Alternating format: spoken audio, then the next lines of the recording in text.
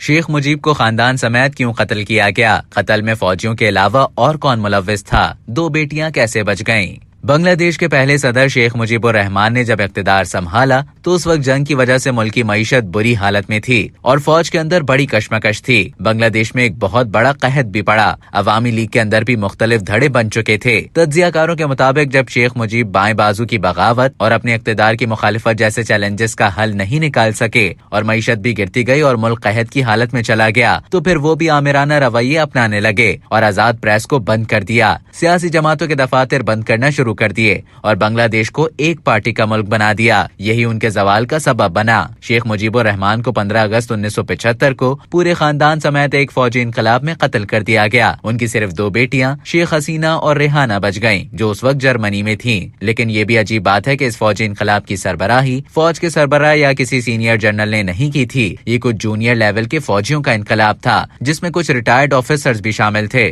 لیکن بعض مبصرین کے مطابق اس فوجی انقلاب کو عوامی لیگ کے اندر سے حمایت حاصل تھی۔ شیخ مجیب کے قتل کے فوراً بعد مشتاق احمد صدر بن گئے جنہوں نے مجیب کے قاتلوں کو سراہا اور انہیں سورج کے بیٹے بھی کہا۔ اس کے ساتھ ہی انہوں نے کے ایم شفیع اللہ کی جگہ جنرل ضیاء الرحمان کو فوج کا سربراہ مقرر کیا اور عوامی لیگ کے شیخ مجیب کے حمایتی رہنماؤں کو گرفتار کروا کر جیل بھیج دیا، جن میں سے 4 بڑے رہنماؤں کو ڈھاکہ سینٹرل جیل کے اندر ہی قتل کر دیا گیا۔ جب جونیئر فوجیوں کا صدارتی محل پر قبضہ ہوا اور وہ صدر مشتاق احمد کو بتانے لگے کہ انہیں کیا کرنا چاہیے تو فوج کے سینئر آفیسرز کو یہ بہت برا لگا۔ ان میں فوج کے نائب سربراہ chief of general staff major general Khalid Musharraf بھی تھے۔ انہوں نے فوج کے سربراہ جنرل ضیاء الرحمان سے کہا کہ ان آفیسرز کو صدارتی محل سے نکالنا چاہیے اور سزا دینی چاہیے، لیکن وہ نہ مانے۔ شیخ مجیب کے قتل کے 3 مہینے بعد 3 نومبر کو ایک اور فوجی انقلاب آیا جس میں خالد مشرف نے دوسرے فوجی آفیسرز کے ساتھ مل کر آرمی چیف کو گرفتار کیا اور صدر کو کہا کہ وہ اقتدار چھوڑ دے۔ لیکن یہ نئے فوجی سربراہ قتل و غارت نہیں چاہتے تھے، نہ تو انہوں نے ضیاء الرحمان کو مارا